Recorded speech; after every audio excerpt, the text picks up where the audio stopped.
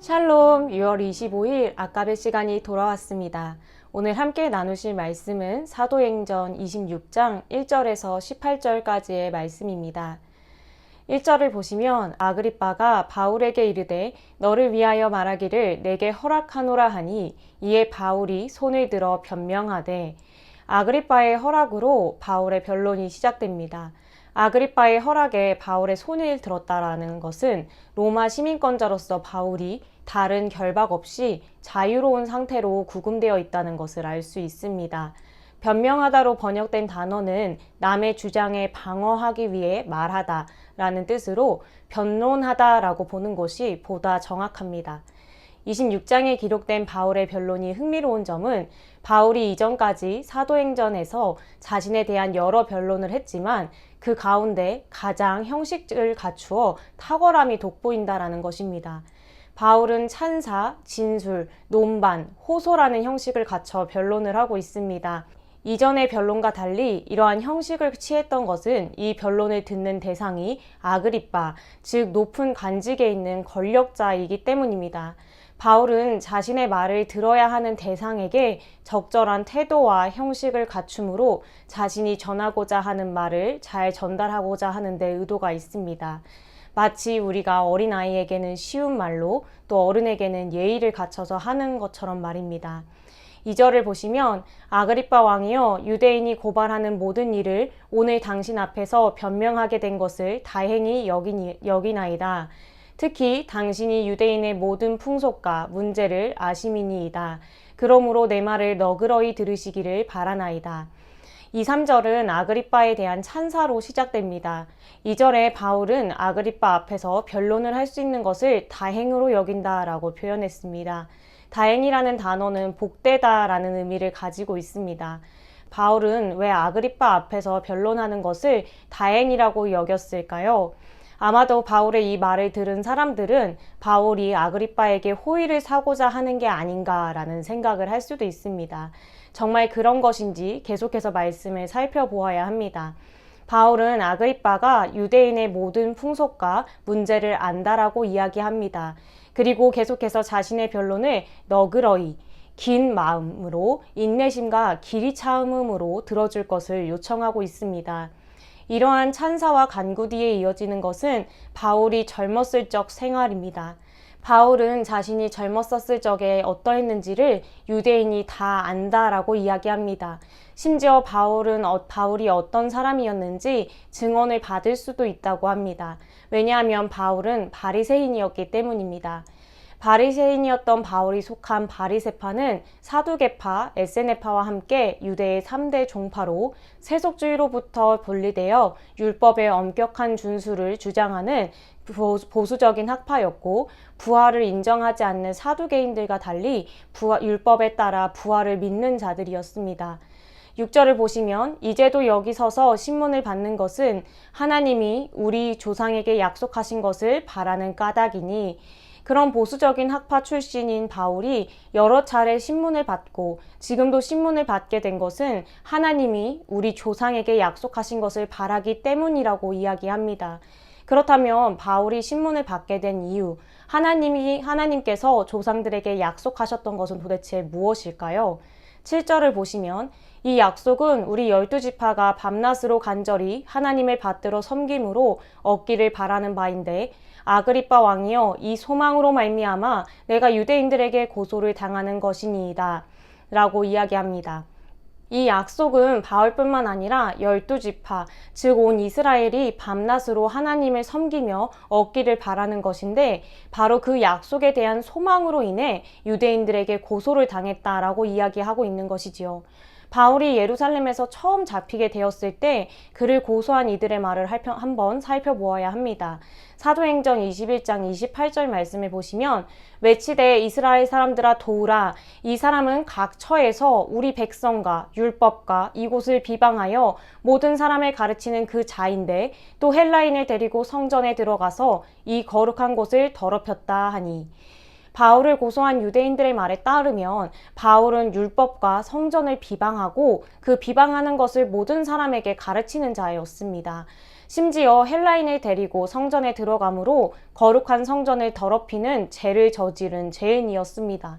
그런데 바울이 지금 자신이 유대인들에게 고소당한 것은 율법과 성전에 대해서 비방했기 때문이 아니라 유대인이라면 누구나 품고 있을 하나님의 약속에 의한 소망으로 인해 고소당한 어처구니 없는 일이 벌어졌다라고 이야기하고 있는 것입니다. 유대인들이 간절히 바랬던 그 소망에 대해서 바울은 8절에서 이렇게 이야기합니다. 당신들은 하나님이 죽은 사람을 살리심을 어찌하여 못 믿을 것으로 여기나이까. 그것은 바로 하나님께서 죽은 사람을 살리심, 부활이었습니다. 이 부활이 온 이스라엘의 소망이었다라는 것은 다니엘서 12장 2절 말씀을 통해서도 알 수 있는데요.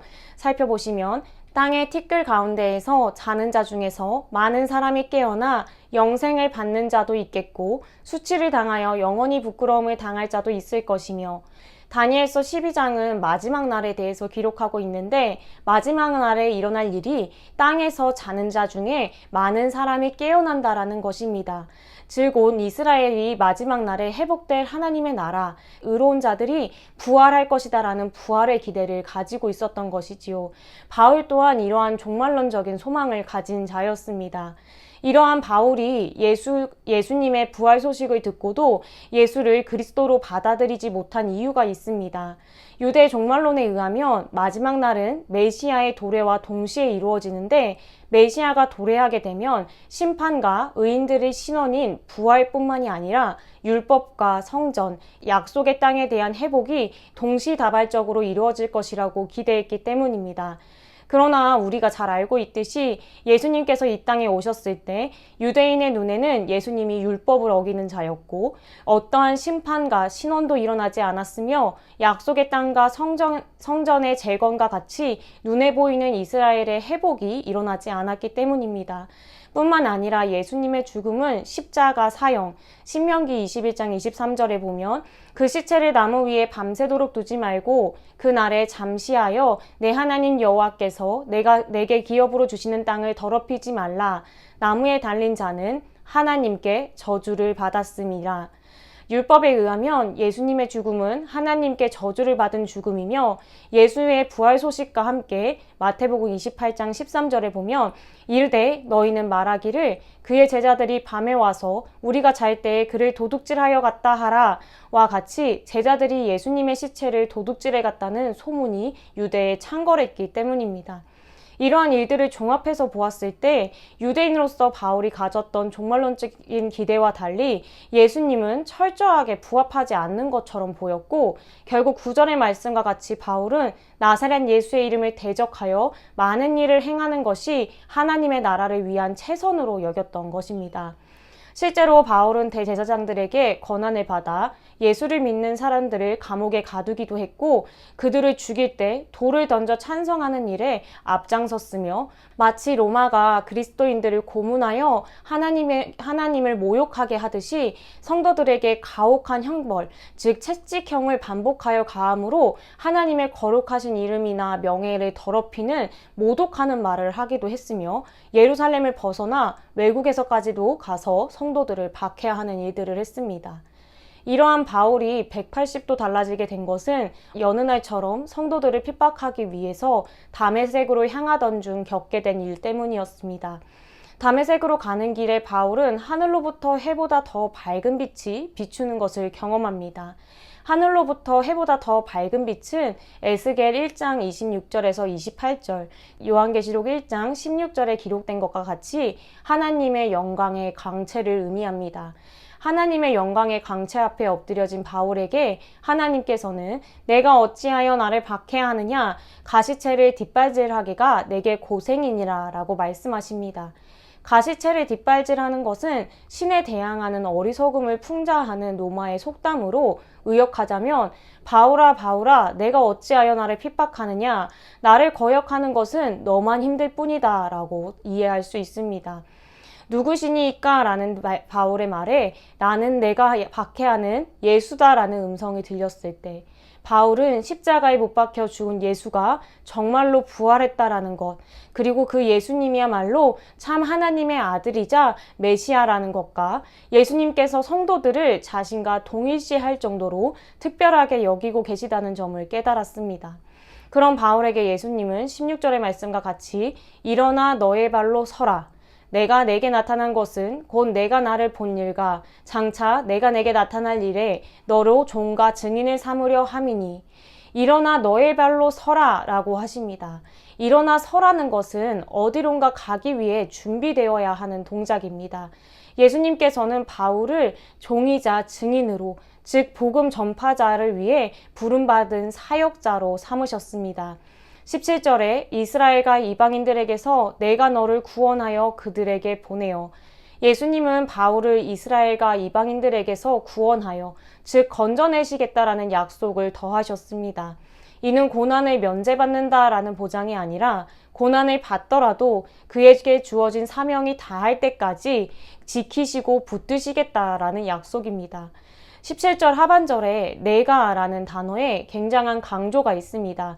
그러니 내가 너를 구원하여 그들에게 보내어 라는 문장은 내 자신이 너를 사도로 만든다라고 번역할 수 있고, 이는 요한복음 20장 21절에서 보듯이 부활하신 예수님이 나도 너희를 보낸다 라고는 말씀으로 사도들을 위임한 것과 비견하는 부르심이었습니다. 18절에 보시면 그 눈을 뜨게 하여 어둠에서 빛으로, 사탄의 권세에서 하나님께로 돌아오게 하고 제 사함과 나를 믿어 거룩하게 된 무리 가운데서 기업을 얻게 하리라 하더이다. 바울이 사도로 임명받아 감당해야 하는 일은 눈을 뜨게 하는 것으로, 그리스도 안에 있는 하나님의 진리를 보지 못하는 자들에게 그리스도 안에 있는 하나님의 진리를 보게 하는 것이며, 단순한 계몽을 넘어서 해심하는 것을 의미했습니다. 즉 어둠에서 빛으로, 사탄의 권세에서 하나님께로 돌아가게 하는 일이었습니다. 이 아직 바울의 변론이 끝나진 않았지만 18절까지 바울의 변론을 들었을 때 우리는 바울의 갖춘 형식과 아그리빠에 대한 찬사의 목적이 자신에게 유리한 고지를 얻는 것이 아니라 자신이 해야 할 말을 하기 위해, 즉 예수님께 위임받은 대로 지금 이 순간에도 복음을 전하기 위한 하나의 수단이었다라는 것을 발견하게 됩니다. 바울이 자신을 유리하게 변호하지 않고 오히려 담대하게 자신에 대해서, 또 자신이 만난 예수님에 대해서 이야기할 수 있었던 것은 18절의 말씀처럼 그에게 사명이 있었기 때문입니다. 그는 자신이 부름받은 대로 성령님을 의지하여 자신에게 주어진 길을 갈 때 그의 사역이 완수되기까지 그리스도께서 자신을 구해주시리라는 확신이 있었기 때문입니다. 사랑하는 성도님들, 우리 모두 주님을 처음 만났던 그 때가 있으시죠?